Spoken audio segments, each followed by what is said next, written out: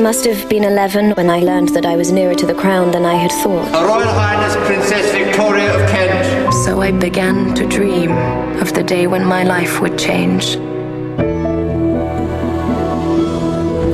And I prayed for the strength to meet my destiny. I pass the royal authority directed to that young lady. From now on, everyone will push you and pull you for their own advantage. You are unprepared. And whose fault is that? Should you ever need an ally, you have one in me. His Serene Highness Prince Albert. What is it? Don't you like her? More than I dared hope. There will be more than one vulture to contend with. Who controls the young girl most? Controls England. I have no say in my own palaces. I am king! You will sign this order. I will not! How dare you! If you think that I will ever forget that you stood by and watched him treat me thus, you are dreaming.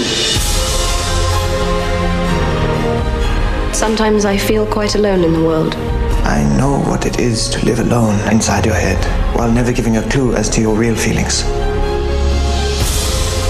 She found the courage to follow her heart and to discover her destiny. Her Majesty the Queen. Do you ever feel like a chess piece in a game being played against your will? Do you? Constantly. Then you had better master the rules of the game until you play it better than they can. You don't recommend I find a husband to play it for me?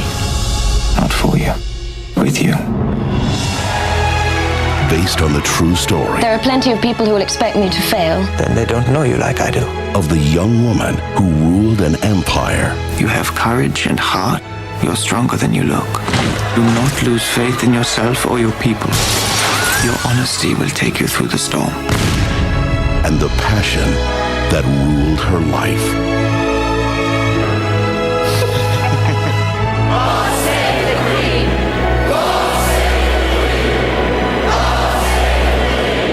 We will take care of each other, won't we? Always.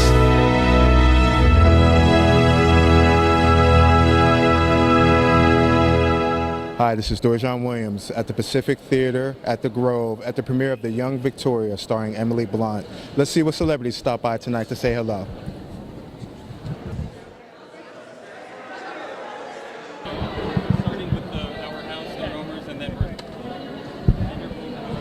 And can you tell us how much input you had as producer in the casting of the movie?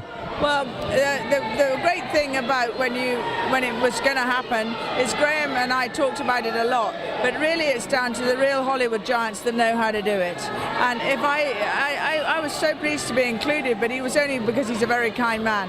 I think my job as producer was to make sure that I had supported the cast, supported the set, made sure all the castles, made sure it was everything, the doors were open for them, and also to try and support the history, to make sure that every detail was correct to history. So you felt that they used you more in the capacity of making sure everything came across as authentic? Yeah, I think that I always think you never go to the hairdresser and tell them how to do your hair. So don't go to Hollywood and tell them how to do it. They did it. They've been there a lot longer than you, honey. And so I'm just fairly proud, honoured, and deeply touched that I'm even standing here with this idea. I can't quite believe it.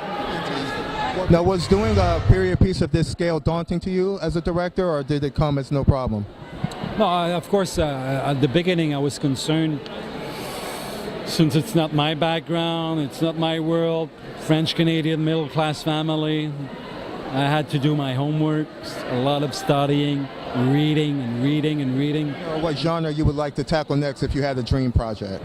Oh, I had so many dreams, so many projects. I'm working on something special now, which is a fantastic genre, the psychological thriller meets family drama. So it's a nice blend of emotion and scary stuff. And you've been on this particular film. You work with Emily Blunt, Miranda Richardson, Jim Broadbent. How was it to work with actors from that side of the pond? It's amazing. They're some of the best actors that we have in in Britain, and I was very, very lucky to be allowed to work with them. Tell us what else is on the horizon for you project-wise? Next year is a movie called Georgia with Emmanuel Shrieky and Val Kilmer about the war with Russia last year, and a British independent with Natasha McElhone and James Fox called The Kid. Well, thank you.